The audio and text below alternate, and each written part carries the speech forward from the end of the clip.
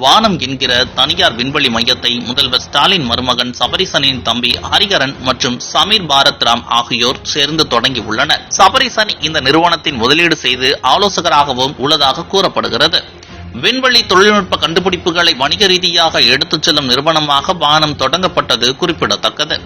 இந்த நிலையில் தமிழ்நாடு அரசின் விண்வெளி தொழில் கொள்கைக்கு நேற்று தமிழக அமைச்சரவை ஒப்புதல் அளித்துள்ள நிலையில் இந்த கொள்கையே முதல்வர் ஸ்டாலினின் குடும்பம் பலனடைவதற்காக உருவாக்கப்பட்டதுதான் என தமிழக பாஜகவின் முன்னாள் தலைவர் அண்ணாமலை கூறியுள்ளது அரசியல் வட்டாரத்தில் பெரும் பரபரப்பை ஏற்படுத்தியுள்ளது. திடீரென தமிழக அமைச்சரவை கூட்டம் முதல்வர் ஸ்டாலின் தலைமையில் நடைபெற்றது. இதில் பட்ஜெட் மற்றும் மானிய கோரிக்கை விவாதத்தில் அறிவிக்கப்பட்ட திட்டங்களுக்கு ஒப்புதல் அளிக்கப்பட்டது. மேலும் மக்களுக்கு சில சலுகைகள் அளிக்கப்படும் என அனைவரும் எதிர்பார்த்து இருந்தார்கள். ஆனால் ஏமாற்றமே மிஞ்சியது. மேலும் அமைச்சரவை கூட்டத்தில் தொழில்துறை சார்பில் உருவாக்கியுள்ள விண்வெளி தொழில் கொள்கை 2025க்கும் ஒப்புதல் அளிக்கப்பட்டு உள்ளது. இது தொடர்பாக பேசிய தொழில்துறை அமைச்சர் டிஆர்பி ராஜா, அடுத்த 5 ஆண்டுகளில் விண்வெளி துறையில் 10,000 கோடி முதலீடுகளை ஈர்க்க இலக்கு நிர்ணயிக்கப்பட்டுள்ளது. மேலும் தமிழ்நாட்டில் ராக்கெட் பிரிண்ட் செய்யப்படுகிறது. உலக அளவில் எலான் மஸ்கின் ஸ்பேஸ் எக்ஸ் நிறுவனத்திற்கு போட்டியாக தமிழ்நாட்டில் சென்னையில் ஒரு நிறுவனம் செயல்பட்டு வருகிறது. எனவே இதுபோன்ற நிறுவனங்களை ஊக்குவிக்க இந்த கொள்கை உருவாக்கப்பட்டுள்ளது. மேலும் காப்புரிமை பெறுவதில் 50% சலுகையை அரசு வழங்கும் அம்சமும் இதில் இருக்கிறது.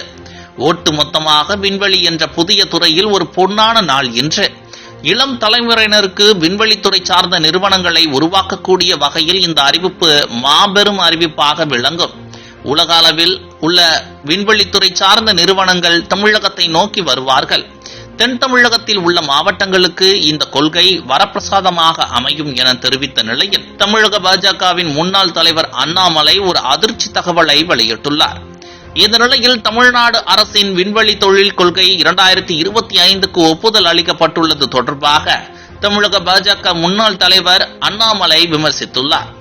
இந்த தொழில்துறை கொள்கையை கோபாலபுர குடும்பத்தின் தொழில்துறை கொள்கை என்று அழைப்பதே பொருத்தம் என அண்ணாமலை விமர்சித்துள்ளார். அண்ணாமலை எக்ஸ் தளத்தில் வெளியிட்டுள்ள பதிவில், தமிழக முதல்வர் மு.க. ஸ்டாலினின் மருமகன் விண்வெளி தொழில்நுட்ப ஸ்டார்ட் அப் நிறுவனத்தை தொடங்கியதிலிருந்து தமிழ்நாடு விண்வெளி தொழில்துறை கொள்கை எதிர்பார்க்கப்பட்டது. தமிழகத்தின் நிழல் முதல்வர் சபரிசன் 22/7/2024 அன்று முதல் வானம் ஸ்பேஸ் LLP நியமிக்கப்பட்ட பங்குதாரராக உள்ளார்.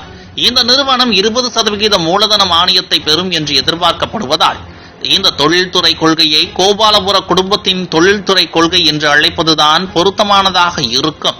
தமிழ்நாடு போதிய முதலீடுகள் இல்லாததால் பாதிக்கப்பட்டுள்ளது. 2025ஆம் நிதியாண்டில் புதிய முதலீடுகளுக்காக போராடி வருகிறது. இதோ ஒரு சர்வாதிகார அரசு அவரது குடும்பத்திற்கு பயனளிக்கும் வகையில் ஒரு தொழில்துறை கொள்கையை வெளியிடுகிறது. இது அவமானம் என காட்டமாக விமர்சித்துள்ளார். இதுபோன்ற முக்கிய நிகழ்வுகள், அரசியல் தகவல்களை ஆழமாக மாறுபட்ட கோணத்திலும்